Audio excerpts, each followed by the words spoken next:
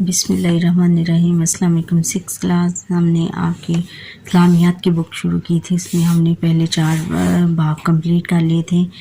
اب باب پنجم ہم نے شروع کیا ہوا، جس میں ہم نے پچھلی نشست میں اسلام میں رفع عامہ کی اہمیت کے مشقی سوالات اور پڑھائی کی تھی۔ آج ہم اس کے سوالوں کے جواب دے دیتے ہیں۔ بچوں مختصر جواب پہلے دینے ہیں۔ سوال نمبر 3 میں رفع عامہ سے کیا مراد ہے؟ بچوں اس کا جواب یہاں سے ہے کہ حقوق العباد میں سے ایک حق رفع عامہ کا ہے۔ رفع عامہ سے مراد اللہ تعالیٰ کی مخلوق کی خدمت کرنا ہے۔ مخلوق میں صرف انسان ہی شامل نہیں، اس میں پرندے، جانور اور پودے سب شامل ہیں۔ سب شامل ہیں، کیا پرندے اور پودے سب شامل ہیں؟ یہاں تک ہوئے گا کہ اللہ تعالیٰ کی رفع عامہ سے مراد اللہ تعالیٰ کی مخلوق کی خدمت کرنا ہے۔ کیا ہے؟ رفع عامہ سے مراد اللہ تعالیٰ کی مخلوق کی خدمت کرنا ہے۔ جو نیکسٹ کویشچن ہے کہ رفع عامہ کے بارے میں ایک آیت مبارکہ کا ترجمہ لکھ۔ رفع عامہ کے بارے میں قرآن مجید میں اللہ تعالیٰ نے ارشاد فرمایا ہے، ترجمہ، اور نیکی اور پرہیزگاری کے کام میں باہم تعاون کرو۔ نیکی اور پرہیزگاری کے کاموں میں باہم تعاون کرو، یعنی ایک دوسرے کے ساتھ تعاون کرو، ایک دوسرے کی مدد کرو، یعنی جو بھی نیکی اور پرہیزگاری کے کام ہیں، لوگوں کی مدد کرنے کے کام ہیں۔ آگے اگلا ہے کہ رفع عامہ کے بارے میں ایک حدیث مبارکہ کا ترجمہ۔ اس کا جواب بچوں یہاں سے کہ نبی اکرم خاتم النبیین صلی اللہ علیہ وسلم نے فرمایا کہ کیا ہے؟ ترجمہ ہے کہ لوگوں میں سے بہترین شخص وہ ہے جو لوگوں کو فائدہ پہنچائے۔ بہترین شخص وہ ہے، لوگوں میں سے بہترین شخص وہ ہے کہ جو لوگوں کو فائدہ پہنچائے، یعنی ان کی مدد کرے۔ اور ان کو یہ ہے شارٹ کویشچن میں 3، شارٹ کویشچن نمبر 3 ہے، لوگوں میں سے بہترین شخص وہ ہے جو لوگوں کو فائدہ پہنچائے، یعنی وہ ایسا کام کرے کہ جس سے لوگوں کو فائدہ ہو، یعنی ان کی مدد کرے، پیسے کے سلسلے میں یا کوئی ان کی کام کاج کے سلسلے میں ان کی مدد کرے۔ اور اگلا سوال ہے کہ حضرت عمر فاروق رضی اللہ تعالیٰ عنہ کے حوالے سے رفع عامہ کی مثال۔ اس کا جواب بچوں یہاں سے ہے کہ حضرت عمر فاروق رضی اللہ تعالیٰ عنہ راتوں کو شہر کی گلیوں میں چکر لگاتے اور ضرورت مند لوگوں کی ضروریات کو پورا کرتے تھے، یعنی وہ لوگوں سے چھپ کے، ان کو پتہ نہیں ہوتا تھا کہ یہ امیر المومنین ہے، یعنی خلفائے راشدین ہیں، تو وہ ان سے چھپ کر، ان کو کوئی پتہ نہیں چلتا تھا کہ وہ رات کو اندھیرے میں ان کی گلیوں میں چکر لگاتے تھے، اور جو کہ ضرورت مند ہوتا تھا اس کی فوراً ضرورت پوری کر دیتے تھے۔ رفع عامہ کی کوئی سی 3 صورتیں لکھیں۔ جواب بچوں یہاں سے کہ رفع عامہ کی مختلف صورتیں ہیں، جن میں سے چند ایک درج ذیل ہیں۔ ان میں سے 3 ہم نے لکھنی ہیں۔ کسی کو کھانا کھلا دینا، پانی پلا دینا، یہ رفع عامہ کی قسمیں ہیں۔ اور پھر راستے سے تکلیف دہ چیز کو ہٹا دینا، یعنی کوئی پتھر پڑا ہوا ہے یا کوئی کانٹا گرا ہوا ہے یا کوئی ایسی ہرڈر جس میں سے کوئی ٹکرا کر گر سکتا ہے یا اس کے پاؤں میں چبھ سکتی ہے، وہ اٹھا دیں، تو یہ بھی ایک رفع عامہ کا کام ہے۔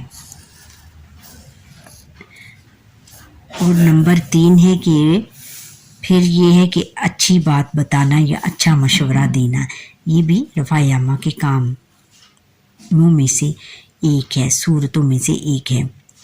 یعنی اچھی بات بتانا، کوئی بھی اچھی بات اگر آپ کو معلوم ہو، اگر آپ دوسروں کو بتائیں گے، اور پھر اچھا مشورہ، کوئی آپ سے مشورہ مانگے تو اس کو اچھا مشورہ دیں گے، تو یہ بھی رفع عامہ کی صورتوں میں سے ایک ہے۔ پھر ضرورت مندوں کی مدد کرنا، یہ بھی رفع عامہ کی صورتوں میں سے ایک ہے۔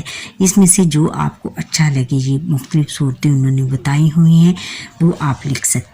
بچوں آگے تفصیلی جواب دیں۔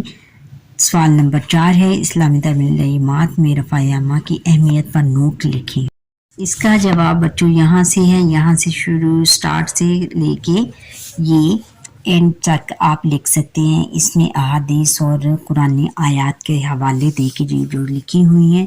اگر آپ کو اور بھی یاد ہیں کسی اساتذہ یا کسی بھی مفکر سے ہیلپ لے کر آپ اور بھی اس میں احادیث اور قرآن آیات کوٹ کر سکتے ہیں. حقوق العباد میں سے ایک حق رفاع عامہ کا ہے. رفاع عامہ سے مراد اللہ تعالیٰ کی مخلوق کی خدمت کرنا ہے. مخلوق میں صرف انسان ہی شامل نہیں, اس میں پرندے, جانور اور پودے سب شامل ہیں. اللہ تعالیٰ کی مخلوق کی خدمت اور ان کے ساتھ مہربانی بہت بڑی نیکی ہے. قرآن مجید میں اللہ تعالیٰ نے ارشاد فرمایا, ترجمہ اور نیکی اور پرہیزگاری کے کام میں باہم تعاون کرو.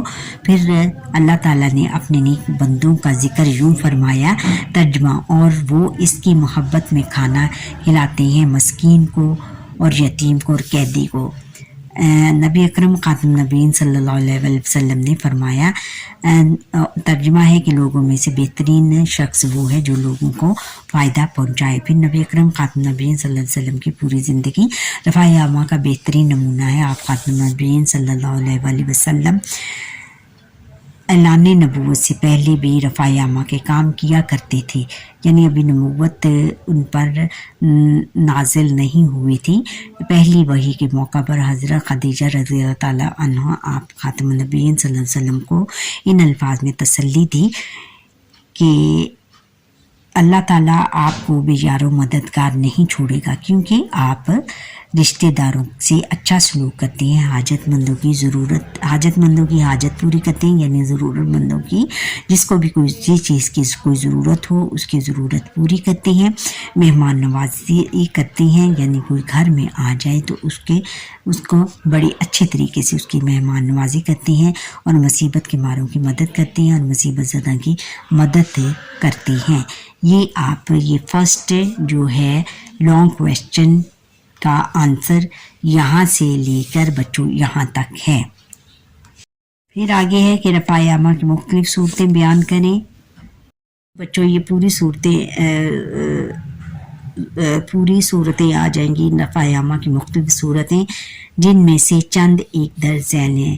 کسی کو کھانا کھلانا, پانی پلا دینا, راستے سے تکلیف دہ چیز کو ہٹا دینا, اچھی بات بتانا یا اچھا مشورہ دینا, ماں باپ اور گھر والوں کے کام کر دینا, مثلا بازار سے سودا لے آنا, اور پھر ہے کہ مسجد یا ہسپتال بنانا, ضرورت مندوں کی مدد کرنا, بیمار پرسی اور خدمت کرنا, یتیموں اور مسکینوں کا خیال رکھنا, پڑوسیوں سے اچھا برتاؤ کرنا اور مہمان نوازی کرنا. یہ سب اس کی صورتیں ہیں, یہ آپ نے پوری لکھنی ہے. آگے سرگرمیاں ہیں, سرگرمیاں برائے طلبہ. خلفۂ راشدین میں رضی اللہ تعالیٰ عنہم کے عہد میں رفاع عامہ کے مختلف کاموں کی فہرست بنائیں اور اپنے ہم جماعتوں کو سنائیں. اس میں سے آپ یہ بھی کوٹ کر سکتے ہیں جو بک میں دی ہوئی ہیں, اور اس کے علاوہ بھی اگر کسی بچے کو اپنے کلاس فیلوز سے ڈسکس کر کے اگر ان کو آتی ہیں تو ان کے ساتھ شیئر کر کے یہ آپ اپنی کاپی میں لکھ سکتے ہیں. اور پھر یہ ہے کہ آگے ہے کہ روزمرہ زندگی میں رفاع عامہ کی مختلف صورتوں پر مشتمل چارٹ بنا کر کمرہ جماعت میں آویزاں کریں. ان رفاع عامہ کی جتنی مختلف صورتیں ہیں لکھ کر کوئی بچہ چارٹ پر لکھوا کر لے آئے اور اس کو کمرے میں لگوا دے.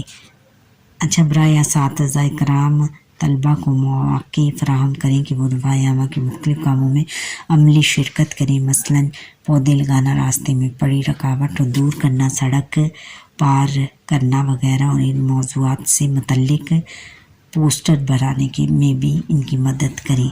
ان پوسٹر بھی بنائے جا سکتے ہیں کہ ہم نے اس پر آپ کوئی بھی ڈرائنگ کر کے اور وہ پوسٹر بنا کے اپنی کلاس میں آویزاں کر سکتے ہیں. اچھا بچوں, یہاں پر ہی ہمارے آج کی لیسن کا وقت ختم ہوا. آپ مجھے لائک سبسکرائب کریں اور بیل آئیکن پر کلک کریں اور کمنٹ ضرور کریے گا میرا لیسن آپ کو کیسا لگا.